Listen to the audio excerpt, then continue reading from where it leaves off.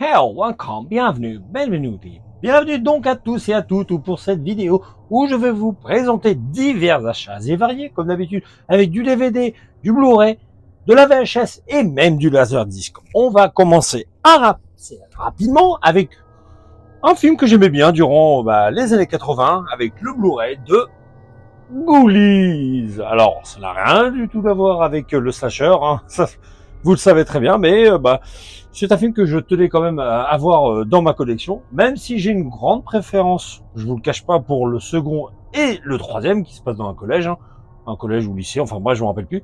Mais voilà, bon, ça fait partie de ces petits films des années 80 que j'appréciais. Alors je n'ai pas eu l'occasion de le revoir, hein, mais ça va être l'occasion. On continue avec voilà une petite pépite, hein, un film culte des années 80. Hein, j'aurais vraiment mis beaucoup de temps à obtenir cette édition-là parce que fut une période où elle était vendue à des prix assez excessifs. Mais comme les gardiens du cinéma ont sorti une nouvelle édition avec le 4K, voilà, maintenant les prix ont sacrément chuté. Je parle de Le Retour des morts vivants, du chat qui fume. Hein, cette très belle édition Digipack avec ce fourreau. Voilà, comme je le disais, j'aurais mis vraiment beaucoup de temps. Je pense qu'il y en a qui l'ont depuis bien plus longtemps que moi, mais moi, il était hors de question que je m'amuse à payer des prix complètement abusés. Là, c'est la numéro 1940, la pièce 1940. Hein. Je crois que ça a été édité à 2000 exemplaires. Hein. C'est ma page, je crois, hein. C'est même sûr. Hein. Comme vous voyez. Bref, surtout qu'il y a pas mal de bonus dessus. Alors, celle des gardiens du cinéma que je possède également a beaucoup de choses, hein. Mais voilà, c'est une édition que je tenais quand même à avoir dans ma collection. Ouh. Parce que tout simplement, c'est une très belle édition. Ils avaient fait un super boulot, le chat qui fume, comme la plupart du temps, tout simplement. On va continuer avec encore une autre édition que j'aurais mis du temps à avoir, à très bon prix qui busait. Je parle de Zombie. Hein. On n'est vraiment pas du tout dans le slasher depuis le départ. Hein.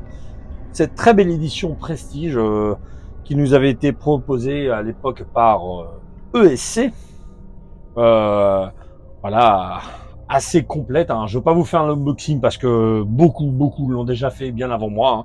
En tout cas, c'est au jour d'aujourd'hui, en France en tout cas, la plus belle édition, la plus complète. Et puis en termes de bonus, c'est assez costaud. Après, du côté des États-Unis, vous savez comment ça fonctionne, hein, mais voilà, faut se contenter de cette très belle édition. Et quand je dis contenter, ce n'est pas un euphémisme parce que c'est une superbe édition, en tout cas en ce qui me concerne. Autre édition, le fameux slasher Popeye the Slayer Man. Alors, j'avoue, voilà, c'est plus pour la collection, entre guillemets, c'est pas quelque chose dont j'ai une grande hâte de découvrir, mais c'est une curiosité. Bien que j'ai pu lire des choses assez mauvaises concernant ce film, hein, je ne cherche en aucun cas le grand scénario. Voilà.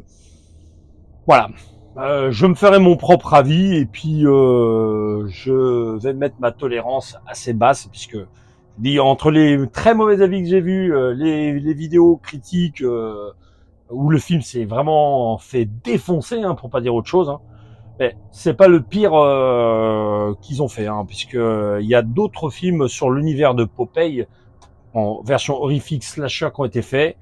Mais en tout cas, voilà, c'est une édition qui rentre dans la collection tout simplement, puis on verra ce que ça donne. Autre film, voilà, là c'est ce qu'on appelle du proto-slasher, hein. Straight Jacket. Voilà, un film de 1963 que j'ai vu il y a assez longtemps. Il se trouve que je suis retombé sur cette annonce, pour être exact, sur Rakuten. Hein, j'étais super content, surtout qu'il y a pas mal de bonus dessus. Et notamment, voilà, pour ceux qui sont intéressés, il y a aussi les sous-titres en français, comme vous pouvez le voir. Donc, une chouette édition quand même. C'est bien d'avoir ça sous la main, édition import, hein, forcément. Hein. Je sais pas s'il y a beaucoup de personnes qui le connaissent, hein, ce film, mais en tout cas, sincèrement, ça fait partie des très bons films avec Psychose ou Le Voyeur, hein. Ou en tout cas, moi personnellement, je vous le conseille de le voir et éventuellement d'acquérir cette édition qui n'est pas spécialement évidente à trouver. Autre film, là par contre, je ne l'avais pas acheté, mais je l'avais dans un coin, on va dire, le fameux Isolation. Alors, j'avoue que l'affiche, elle est elle est pas terrible du tout simplement. Je préfère l'édition DVD qui est sortie chez TF1 Vidéo, hein. C'est un petit survival, hein, qui se passe dans une ferme irlandaise, hein, avec voilà des mutations génétiques, enfin bref, je veux pas trop en dire, mais c'est vraiment j'aime beaucoup ce film qui fait un petit côté aussi The Thing, mais en tout cas c'est un film que je recommande pour son ambiance, même pour la musique, vraiment elle a un petit côté stressant, hein.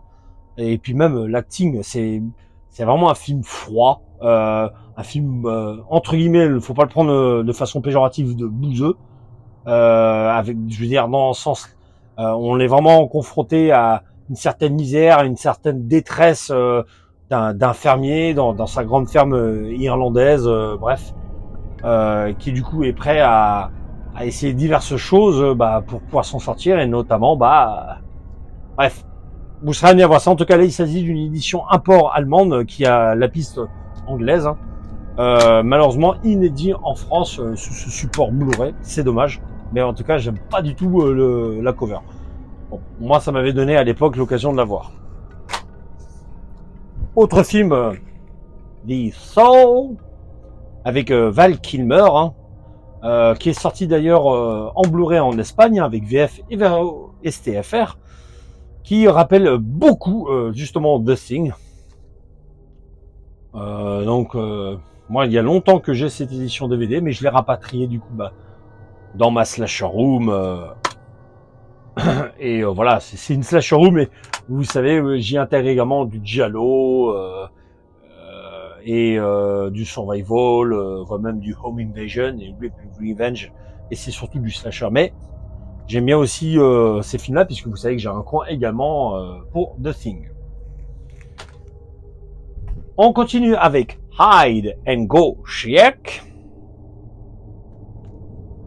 Encore un petit slasher des années 80, hein, édition que j'aurais mis là aussi du temps à avoir, hein. Alors, c'est pas comme si je courais après toutes ces éditions, après tous ces films, hein. Mais c'est surtout de trouver voilà, sur le film au bon moment et à bon prix. Donc faut s'armer de patience du studio 88 films, enfin de l'éditeur 88 films, 88 Films. Bien content de l'avoir enfin du coup dans ma collection. Le fameux Night Slash. Et il s'agit d'un import allemand, hein, mais au moins dessus il y a la langue anglaise. Moi du coup c'est pas un problème pour moi, hein. C'est malheureusement un film qui est complètement inédit en France, hein. Peut-être sur une plateforme, mais voilà, ça fait partie de ces slashers inédits. Autre film, le fameux Bagman. Je vous montre comme ça, hein. Là aussi, j'aurais mis un petit peu de temps à le trouver. À un moment, j'étais tombé dessus sur Vinted. Et puis, au final, à force de chercher, je suis tombé dessus. Surtout dessus, il y a la piste française. Alors, je sais pas si c'est un film franco-allemand, hein, ou peut-être une production un peu des deux. Mais en tout cas, voilà, il y a la piste française, la piste allemande. Donc, voilà. Moi, personnellement, je ne l'ai jamais vu. C'est juste une personne qui m'en a parlé. Et puis, forcément, je l'ai pris. On tape maintenant dans la VHS avec le fameux Mad Night. Pour ceux à qui ça parle, hein, ce film, hein, de Uli Lommel, celui-là qui avait réalisé le slasher de Boogeyman, ainsi que sa suite, hein, qu'on connaît également dans son titre français Spectre, ou le Spectre. Bref, je veux pas tout vous montrer parce qu'il y a des petites choses qui sont pas du tout faites pour les viewers, enfin si, mais sinon YouTube va forcément censuré, hein, mais c'est un film que je suis bien content de rentrer dans la collection, que je ne connaissais surtout pas, c'est ça le truc. Enfin, on va continuer avec The Burning, une nouvelle édition, voilà, que je n'avais pas. Non pas qu'elle est nouvelle, mais je veux dire, ça s'ajoute à ma collection. Que ce film-là, je l'ai déjà en édition française. Là, il y a le fourreau, donc voilà, c'était juste pour ça. Voilà, édition de disque, avec un autre visuel derrière, hein, qui plus est. Je pense que c'est là, certaines personnes la connaissent. Hein. Bon, moi, personnellement, celui-ci me va très très bien. On va continuer avec The Legend of the Psychotic Forest Ranger. Si vous vous souvenez, il y a quelques temps, j'avais parlé dans un short vidéo d'un film se nommant The Ranger, qui était un slasher survival même. Hein. Et puis voilà, j'ai aussi découvert ce film-là. Tout simplement, juste la jaquette qui m'a emballé. Donc, à voir ce que ça donne. Je ne connais pas du tout, encore une fois. Peut-être que certains le connaissent. Et là, on va passer avec du laserdisc, avec un laserdisc, autant pour moi que je suis particulièrement content d'avoir parce que ça n'a pas été simple de l'avoir. Le fameux Friday the 13th Part 2. Le deuxième opus. Alors, il faut savoir, messieurs, dames, que aucun des films de la franchise Friday the 13th, vendredi 13, n'est sorti en France, voire même en Belgique, en support laserdisc. Un comble quand on sait par exemple que Halloween a eu le premier épisode ainsi que le 4e épisode qui sont quand même sortis en France. Hein. C'est assez dommage. Et surtout que pour avoir ces films-là, il faut soit se tourner vers les USA ou le Japon qui eux sont du NTSC, ou alors soit se tourner vers l'Allemagne ou l'Angleterre qui eux sont PAL. Je possède un lecteur Laserdisc PAL, donc ça fait longtemps que je recherchais. Je suis enfin tombé sur cette édition Laserdisc PAL venue d'Angleterre. Voilà, une personne qui me l'a vendue par intermédiaire de Vinted. Et d'ailleurs, je le remercie si elle passe par là, bien entendu. Bien que je suis pas certain qu'elle se soit abonnée à ma chaîne, puisque elle n'était pas spécialement loquace quand j'ai évoqué ma passion, etc. et le lien de ma chaîne. Après, chacun fait comme bon lui semble. Maintenant, il suffit de trouver les autres films en PAL, version anglaise. Et là, je vous dis, ça va pas être facile. Autre laserdisc, le fameux Candyman, le premier opus. Donc maintenant, voilà, j'ai le 2. Le 3 n'est pas sorti en laserdisc, mais voilà. Je l'ai déjà en DVD et en Blu-ray, ça me suffit. Alors là, ça n'a rien du tout à voir avec les films d'horreur, mais je tenais quand même à vous partager ça avec On ne vit que deux fois en laserdisc que je n'avais pas. Hein. J'aime beaucoup d'ailleurs ce visuel. Hein. Alors ça fait pas partie de mes éditions préférées parce que moi j'aime bien celle où ça se déplie, hein. Mais bon. Donc bien content de rentrer cette édition laserdisc dans ma collection. Et enfin, toujours en laserdisc, le fameux Jamais plus jamais. Le tout dernier James Bond, dont officiel entre guillemets, avec Sean Connery. Voilà. Qui est en réalité un remake détourné de Opération Tonnerre. En tout cas, c'est une bien belle édition que je suis content. C'est ces éditions-là que j'aime bien, comme je le disais, là, qui se déplient comme ça. Voilà, c'est un film que j'aime particulièrement, tout simplement. Hein, voilà. Hein. Alors, je n'aime pas l'édition Blu-ray, mais j'ai la VHS et en maintenant le fameux Laserdisc. Autre film, Hardware, un survival que je n'avais pas vu depuis très longtemps et je suis bien content d'ailleurs d'être tombé sur une vidéo de Terry et sa chaîne Trailerman, hein, si tu passes par là, parce que du coup ça m'a permis du coup de me replonger dedans et c'est vrai que c'est un film avec une ambiance assez froide, apocalyptique, survival même. Bref, j'en dirai pas trop. Je vous conseille plutôt à la rigueur de jeter un œil à sa vidéo et vous verrez si ça vous plaît ou pas. Mais en tout cas, c'est un film que j'apprécie bien et j'ai enfin obtenu l'édition Blu-ray. Voilà.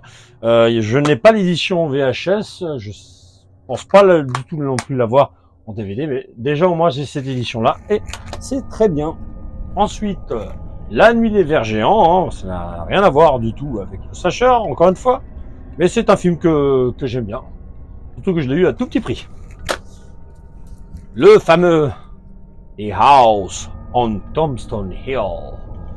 Alors j'aurais préféré avoir l'autre édition avec le fourreau, hein, comme j'ai dans l'édition de chez Vinegar Syndrome, hein, mais bon.